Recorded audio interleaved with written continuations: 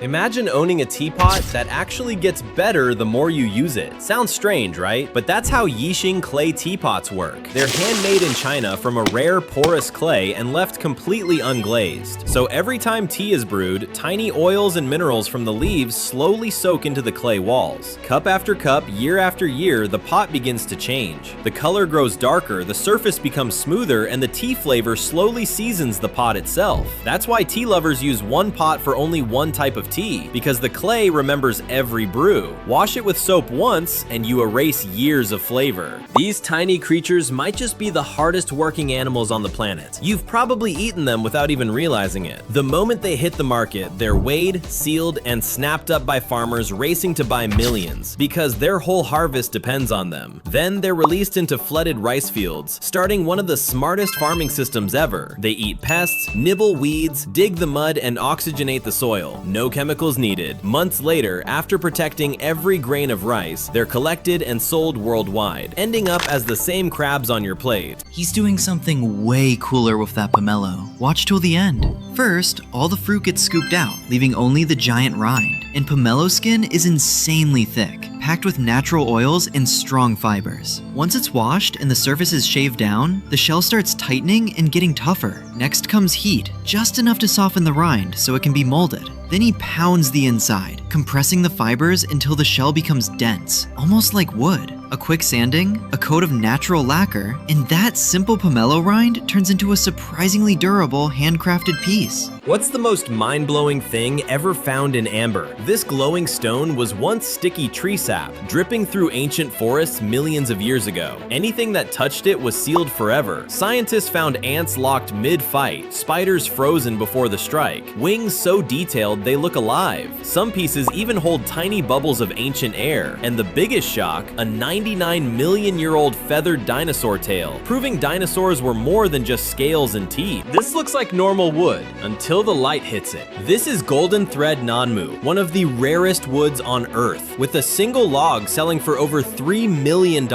Up close, it shimmers like gold silk trapped inside the grain. Chinese emperors once controlled it, using it for palaces, sacred temples, and even royal coffins. Not just for beauty, but for survival. Growing for centuries in humid forests, it creates crystal-like resins that seal the wood from rot, insects, and cracks. Some pieces have survived over 1,000 years, which is why today, finding real golden thread nanmu is almost impossible. Yo, this is crazy. There's a fish that will straight up crawl into another animal's mouth, even a human's. Yeah, for real. It's called a cleaner fish. In the ocean, everything from tiny fish to massive sharks pull up like it's a car wash for sea life. This little guy eats dead skin, nasty parasites, and infected spots. The bigger fish gets cleaned up, the cleaner gets fed. Everybody wins. That's mutualism. They even have real cleaning stations where sea creatures actually line up and wait their turn. No matter who you are, fish, sharks, rays, you're getting serviced. Nature runs on barbershops. This is how the Chinese turn a plain copper sheet into a family's ultimate treasure. First, they heat it over fire until it's soft enough to bend, careful not to burn themselves. Then it's pressed onto a wooden board covered in tiny, intricate lettering. Every hammer strike transfers names, dates, and promises that will live on forever. They even use leather to sharpen the edges, making sure every detail pops. After extra imprints, a glossy finish or thin layer of gold is added, turning it into a luxury wedding certificate built to last generations. Over 2,000 years ago, Chinese artists transformed raw cowhide into the world's first animation. They scraped the hide paper thin so light could pass through it, then polished it smooth and translucent. Using over 30 chisels, they carved detailed characters, each designed to move. Strategic coloring made the shadows pop when lit. Once dried, the figures were placed behind a screen and illuminated from the back. The result? Living shadows telling epic stories. No CGI, just pure innovation.